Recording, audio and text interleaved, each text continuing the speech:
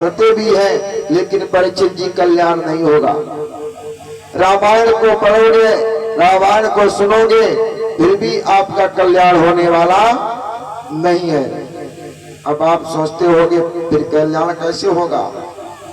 कल्याण होगा। भागवत को सुनो, भागवत की सत्य जो बता रही है, सत्य का रास्ता दिखा रही है, उस बताए हुए रास्ते पर जब आप चलोगे तभी आपका कल्याण होगा, वरना कल्याण होने वाला नहीं है। रामायण को पढ़ते हैं, रामायण को सुनते हैं, लेकिन बात समस्या तो इस बात की है, जानते तो सब हैं, रामायण भागवत को मानते हैं लेकिन भागवत की नहीं मानते। महाराज भागवत को मानते हैं, भगवान को भी मानते हैं, लेकिन भगवान की कौन मानता है? और भगवान की जिसने मान ली उसी का इस संसार सागर से बेड़ा पार हो जाएगा।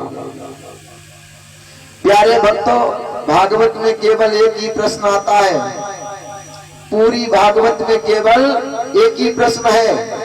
वो कौन सा? कि भक्त के साथ में, भगवान के साथ में भक्त को प्रेम किस तरीके से करना चाहिए। और रामायण को पढ़ के देख लो, रामायण में केवल एक ही प्रश्न आता है। रामायण हमें सिखाती है कि भाई को भाई के साथ में प्रेम किस तरीके से करना चाहिए। भागवत में भक्त को भगवान से प्रेम किस तरीके से करना चाहिए, और रामायण हमें सिखाती है भाई को भाई के साथ में प्रेम किस तरीके का करना चाहिए। प्रेम भगवान से उस तरीके से करो जिस तरीके से मीरा ने किया था। सारा घर बार छोड़ दिया, दुनिया के लोगों की बातें सुनी, लेकिन भगवान की भक्ति नहीं छोड़ी।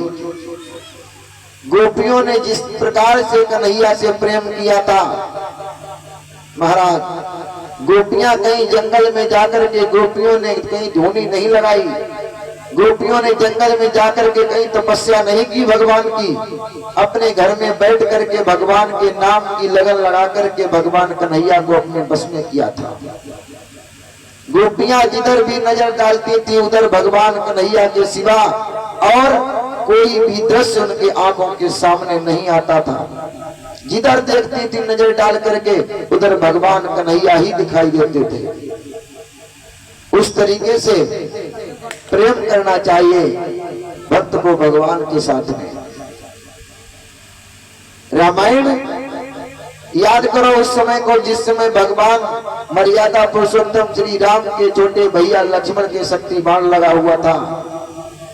युद्ध क्षेत्र में लक्ष्मण के जब शक्ति लगी हुई थी, उस दिन भगवान श्री राम अपने भैया का सर अपनी गोद में रख करके फूट फूट करके रोए थे। ये भैया आज तुम मुझे इस रण में छोड़ करके कहां चले गए हो अकेले? क्या भगवान राम अपने भैया को जिंदा नहीं कर सकते थे? भगवान थे, जीवित कर सकते थे, लेकिन रोने का क्या कारण है?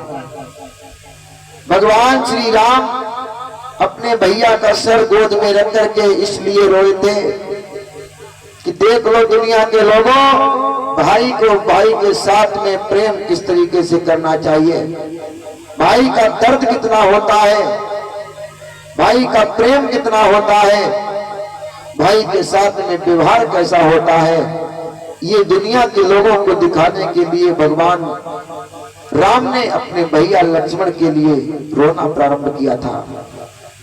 जिस समय लक्ष्मण के शक्ति बाण लगा हुआ था, भगवान श्री राम ने अपने भैया लक्ष्मण का सर गोद में रख करके और फूट फूट करके रोने लगे, भ्रात आज इस रण में छोड़ करके तुम हमें चले गए हो, अब हमारा सहारा देने वाला कोई नहीं रहा है। और भगवान श्री राम रोने लगे, भैया मेरी बात सुनो।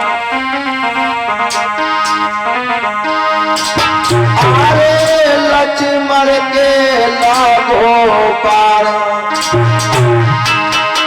अरे लक्ष्मण के लागो पार, बिलखी रही चोरी चोरी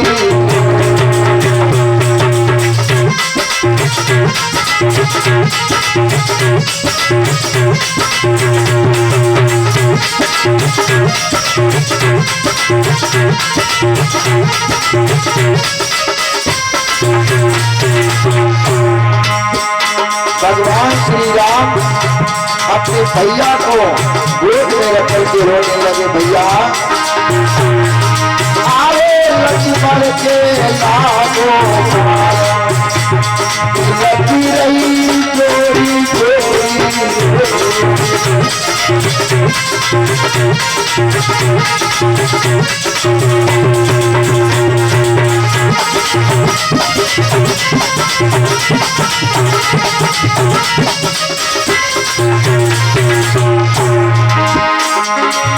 चोरी चोरी रे सीता गई चोरी चोरी अरे लक्ष्मण के लाडो लगी रही चोरी चोरी